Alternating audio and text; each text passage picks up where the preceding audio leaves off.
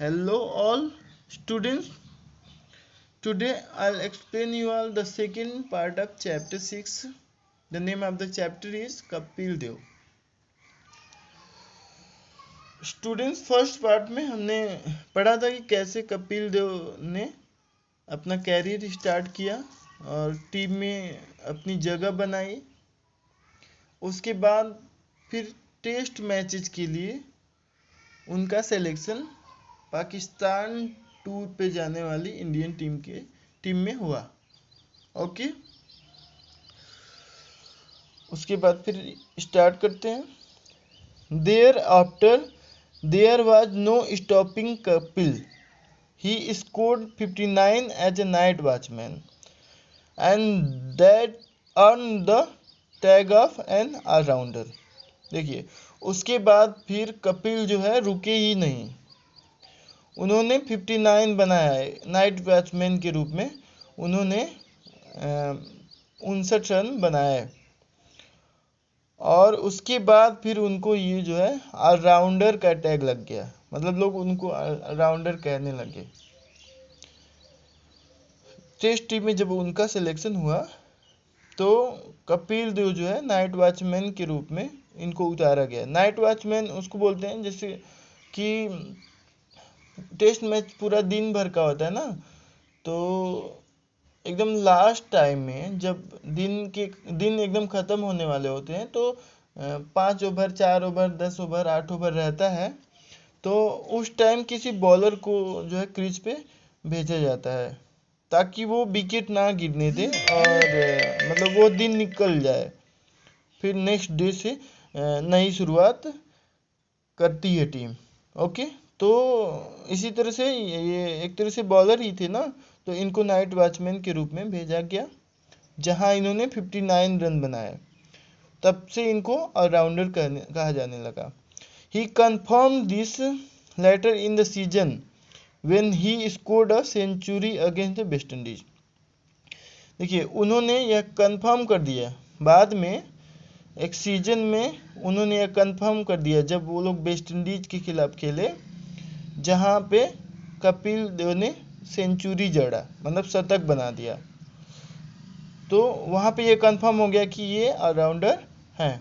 Okay, the only time the tag of an allrounder did not fit him was on the 1969 tour of England.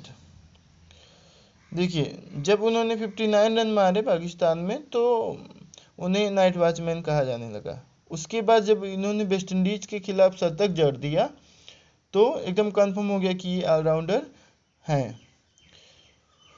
एक बार जब ये लोग England tour पे गए तो वहाँ जो है कपिल देव जो है वहीं पे जो है ऑलराउंडर का जो टैग है वो फिट नहीं बैठा 1979 में। When this dynamic cricketer failed with the bat, जहाँ पे कपिल देव जो है बैटिंग से फेल हो गए, मतलब कि रन नहीं बना पाए।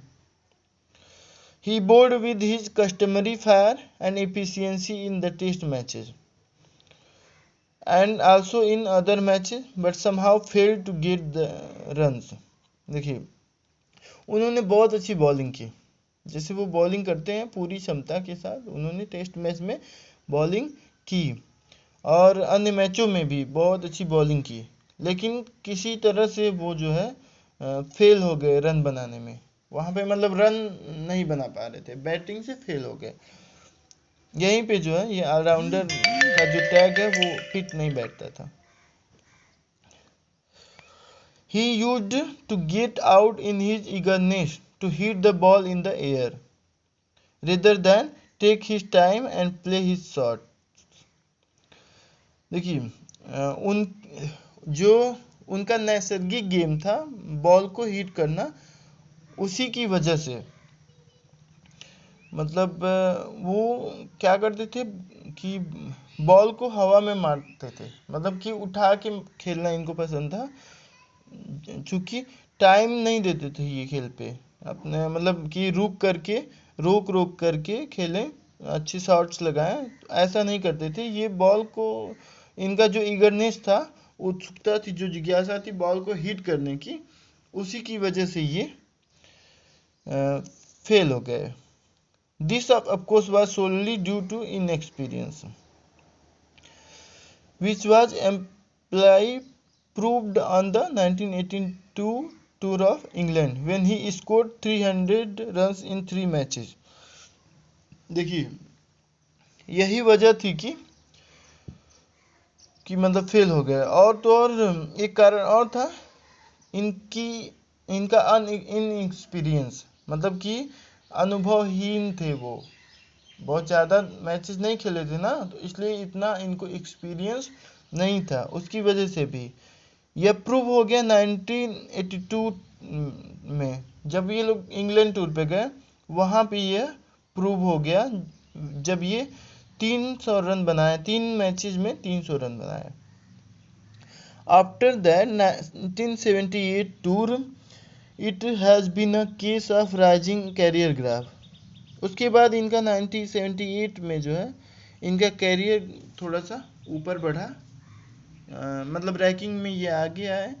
ही is now record to be one of the allrounder in the world, not the top most.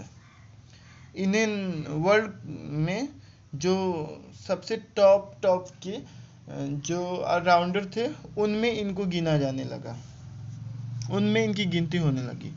People talk about Imran Khan, Ian Botham, Kapil Dev and Richard Hadlee as the leading allrounder in the world. लोग allrounder की जब बात करते थे तो उसमें Imran Khan, Ian Botham, Kapil Dev और Richard Headley का ही नाम आता था पूरे वर्ल्ड में। उस टाइम के सबसे अच्छे ऑलराउंडर यही लोग थे। It is indeed difficult to pick the best among them all. अब देखिए वास्तव में यह बहुत कठिन था टू पिक द बेस्ट, मतलब कि सबसे अच्छा ऑलराउंडर कौन है इन लोगों में, इन चारों ऑलराउंडर्स में यह चूज करना बहुत कठिन था कि इनमें से सबसे बेस्ट ऑलराउंडर कौन है। But one thing is sure, any captain would love to have all 4 of them in his team and win the match. लेकिन एक चीज कंफर्म था, श्योर था, कि कोई भी कप्तान जो है चाहता इनको अपनी टीम में लेना, मतलब इतने अच्छे खिलाड़ी थे कि कोई भी कप्तान जो है चाहता इनको खिलाना अपनी टीम, इन चारों ऑलराउंडर्स को, और मैच जीतता। Because all of them are attacking cricketers, all of them have put in sterling performance, क्योंकि ये सभी जो है अटैकिंग आक्रामक खिलाड़ी थे, सभी ने बहुत अच्छे परफॉर्मेंस किए। All of them performed under pressure, सबने प्रेशर में भी, अंडर प्रेशर में भी अच्छा परफॉर्मेंस किया है, खेले हैं।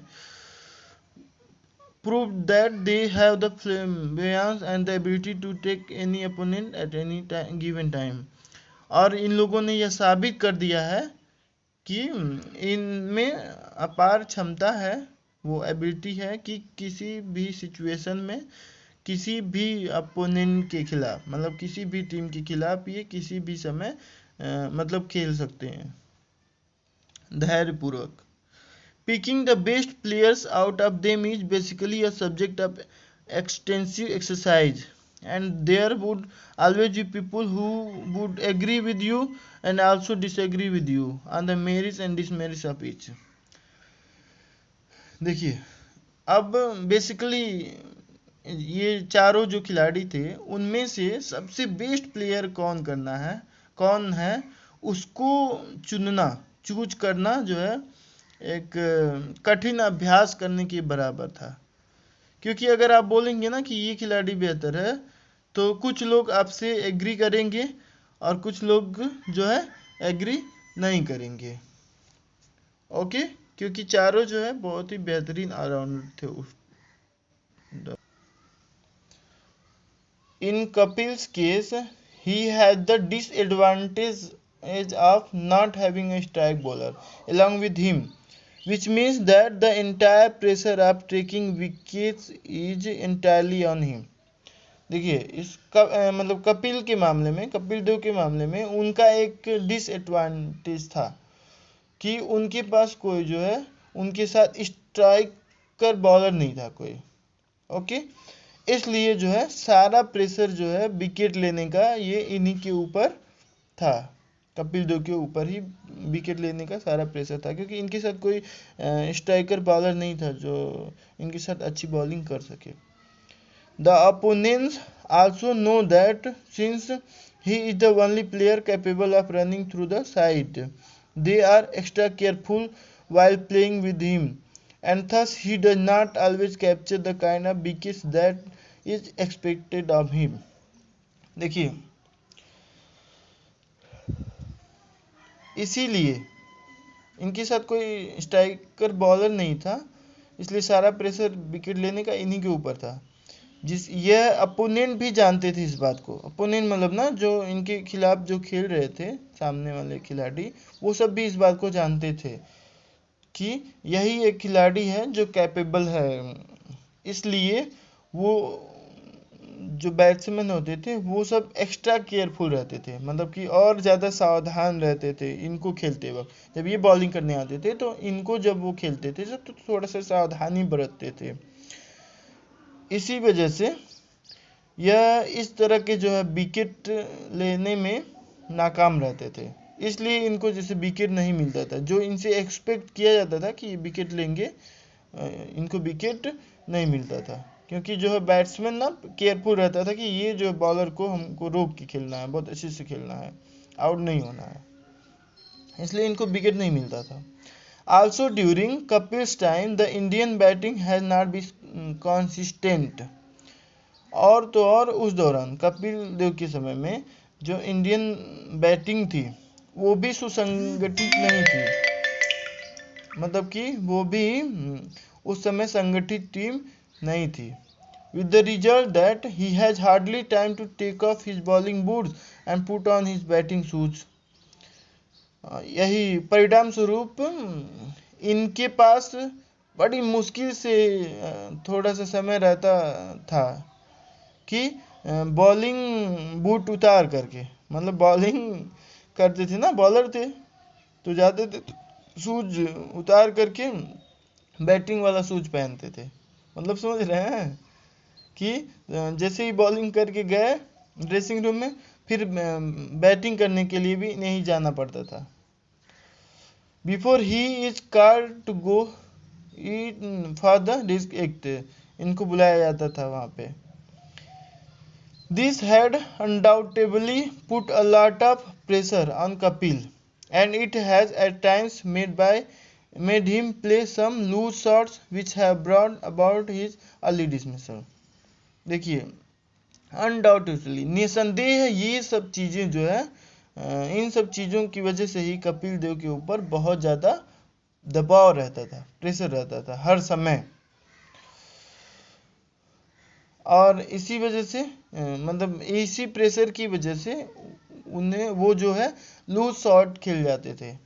लूज शॉट मतलब ढीला शॉट खेल जाते थे, जिसकी वजह से ये जल्दी आउट होकर के पेवेलियन चले जाते थे।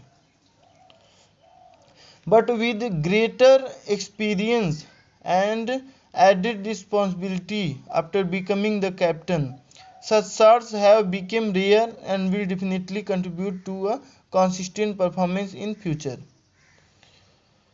लेकिन धीरे धीरे जैसे इनको और ज़्यादा एक्सपीरियंस हो गया, इनके ऊपर और जिम्मेदारी हो गई, जब ये कैप्टन बन गए तो इनके ऊपर ज़्यादा जिम्मेदारी हो गई और भी अनुभव भी हो गया, तो ऐसे शॉट ये जो है बहुत रियरली ही खेलते थे और definitely contribute to a consistent performance in future, और ये बहुत अच्छा जो है परफॉर्मेंस देने लगे।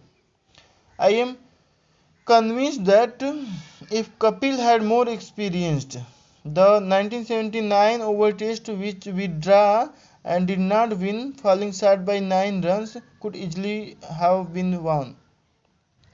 अब देखिए, अब ये गावस्कर साहब बोल रहे हैं कि मैं एकदम श्योर हूँ कि अगर कपिल के पास थोड़ा सा और अधिक एक्सपीरियंस रहा होता तो जो 1979 का जो ओवल टेस्ट मैच था जिसे हम लोगों ने ड्रा किया, मात्र 9 रन ही नहीं बना पाए और ड्रा हो गया मैच, वो आसानी से जीत सकते थे। Kapil went there prompted in batting order, Kapil को जो है वहाँ पे बैटिंग ऑर्डर पे थे।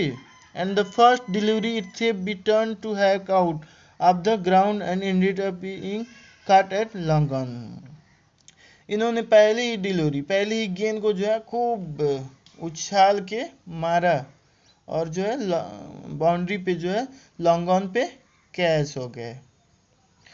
Today the same Kapil would have snagged a few runs in singles and got his legs moving, then had a good look at the bowling and played his shot. अब वो बोल रहे हैं ना कि वही आज के कपिल, वहाँ पे ये उठा के मारे 9 रन ही बनाने थे, ये जो है बॉल को उठा के मारे कैच आउट हो गए। लेकिन आज के यही कपिल देव 1 रन जो है किसी तरह से चुरा लेते थे और हमेशा वो जैसे चलते रहते थे, मूव करते रहते थे इधर उधर ऐसे, तो वो 1 रन चुराने में माहिर थे। और तो और they had a good look at the bowling, और तो और अब जो है बॉल को अच्छे से देखते थे, उसके बाद ही वो शॉट खेलते थे कोई भी, कि कहीं आउट ना हो जाए। He could have certainly taken India to that incredible victory, पक्का जो है ये उस मैच को जीता ले जाते, मतलब इंडिया को पक्का जीता ले जाते। There is no place for ifs and buts in cricket, and one only lives in a dream world. If one tries to think what would have happened if it is not this way or that way, देखिए कहने का मतलब ये है कि यहाँ अगर कोई सोचता है कि ये हुआ होता, ये नहीं ऐसे हुआ होता, तो ये नहीं है होता है क्रिकेट में। If there is no ifs and but, मतलब क्रिकेट में क्रिकेट अनिश्चितताओं का खेल है, यहाँ पे इफ्स और बट का कोई प्लेस नहीं है। Okay, Kapil's greatest trump, however, has been leading India to win the Presidential World Cup in June 1983. Nobody could have dreamed that India. Okay, मतलब कि सबसे बड़ी जीत जो थी कपिल देव की, वो थी 1983 का world cup. As a captain इन्होंने इंडिया को वर्ल्ड कप दिलाया था। Nobody could have dreamed that India, so often the underdog in one day team, could have won the World Cup. मतलब कि किसी ने ऐसा नहीं सोचा था कि वनडे टीम में सबसे अंडरडॉग में सबसे नीचे की टीम जो है वर्ल्ड कप जीतेगी और जो है टॉप की टीम होगी, मतलब 1 नंबर की टीम बनेगी। स्टूडेंट्स, इस पार्ट में बस इतना ही, क्योंकि वीडियो काफ़ी लंबा हो जाएगा अगर हम आगे बढ़ते हैं तो। ये थर्ड पार्ट में बाकी का जो है एक्सप्लेनेशन थर्ड पार्ट में होगा। ओके।